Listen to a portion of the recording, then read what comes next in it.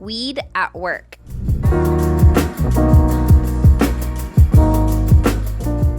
Let's talk about it. It's going to be a different scenario for you depending on what state you're in and what type of employer that you have.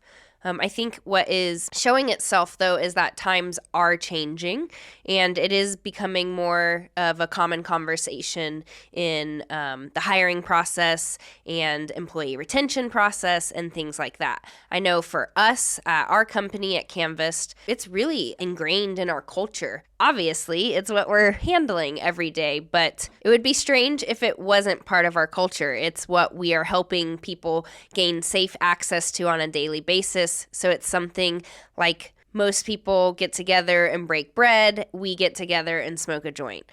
So weed in the workplace is something super common in our culture, and I'm sure you would find in most other cannabis company cultures. I think it's one of the unique things that makes our industry kind of really attractive to people that are, avid cannabis consumers. But it has to come with some, boundaries around it so that it doesn't get taken out of hand. And I think we've developed, and we've certainly had to try it a few times, a system that works for everyone and helps everyone feel supported in their cannabis consumption, however often or whatever method that they choose to do, and also helps them set up for success for productivity in their roles and responsibilities in the workplace. And it's something that I wanted to talk about because hopefully it opens up the conversation for companies outside of the cannabis industry that are looking at a way to treat weed in the workplace. So at Canvast, we base it all on performance metrics. So performance metrics are hit. We are going at 4:20 outside, and we're going to share a joint together. And it's really this awesome time that we all get together. We all come out of our, individual silos of the company, and we get together and we chat. We chat about the day. We chat about the problems. A lot of solutions happen in that moment. We're free-flowing, freestyling. I, as, the owner of the company, just listen. I love to go out there and listen. Everyone's talking. I gain so much valuable insight into the company when I am able to, sit around the table and partake with my team. It's almost in place of the happy hour after work. And so as we, kind of move away from this alcohol culture and into this wellness culture, our happy hour after work is at 4:20. So weed in the workplace, it is different for everyone. Every state is different. I have a list here. So there's no testing restrictions in Tennessee, Nebraska, North Carolina, and Texas. So that means that they can test for cannabis and they can use that result on the test to determine if you're eligible for that role or not. Now, there's been a lot of lobbying efforts, I know, in Tennessee to make that not the case, where cannabis can't be something used against you in terms of employment. Now, there are some states where they can't test you for cannabis. That's in New York, Philadelphia, and Nevada. And then the rest of the states, it's kind of up to the employer. A lot of employment laws come into factor. When there's progression with prohibition around the plant, it takes a while for the government to catch up, or the legal or judicial systems to catch up. And it's not necessarily that state might truly think that. It's just it's a process to change law. And so I think we're starting to see that change.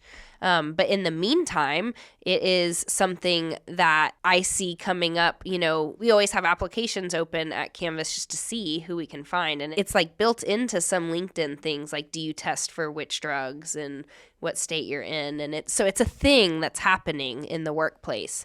Are firm believers that cannabis is integral to a wellness routine. So we don't drug test here. I think at some point, I don't know, it's in the past now, so there's no risk of sharing this story, but it was a trick question, can you pass a drug test in an interview? And it would be what's the person going to say? And if they said they can pass it, maybe they're not the right fit for us. No, but all seriousness, it was just to try to break the ice with someone. So like I mentioned before, though, it took us a few times to figure out what safe parameters around consumption in our workplace could look like. We've got open product all the time out. So it could be very easy to overconsume at work and get really off track. So which has happened plenty of times. And those days are fun. And sometimes we have to send people home because, or like, literally order them an Uber home because we are quite literally like taste testing our products, and it can get easy to compound those effects. So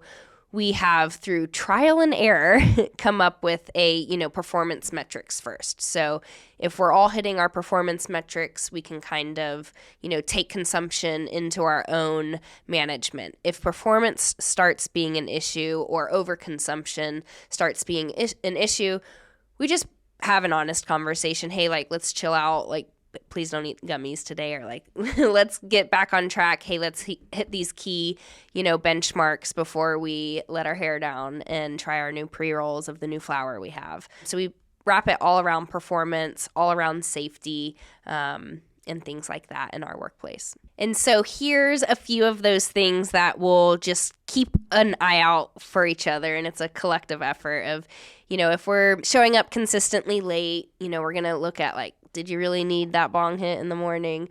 Or if we're like consistently taking a extended lunch break and coming back and not able to really have a productive rest of the day, we're going to just like look at consumption first. Is it an issue? Can we take it out of the scenario for a while so that we can get back on track? So when we were in this trial and error stage, we tried a zero tolerance, like when we were really early on and I was young in my management style and trying to get a grasp on a team of people.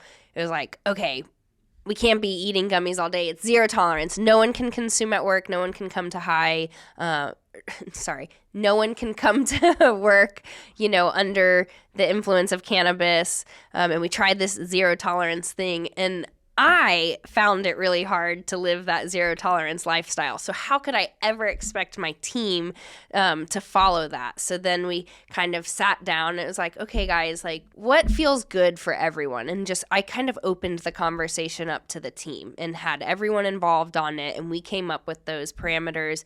It helped us also get really clear and aligned on our KPIs and our performance metrics, and helped us kind of like rally around it.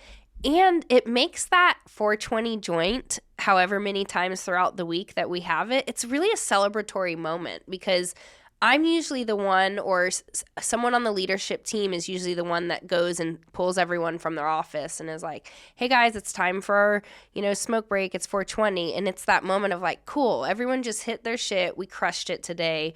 We're going to go have a little puff and then like crush it. Everyone's going to go home and have a great night. So it's become this joyous thing, but it took some trial and error to get there. Something else that I've noticed with our little 420 sessions is it's the only meeting I'll attend without an agenda, and it's the only meeting people really love attending. And it is this way that brings our team together, especially when we add new people on and they come to their first 420 session. They get to know us pretty quickly because the jokes are flying, the creativity starts flowing.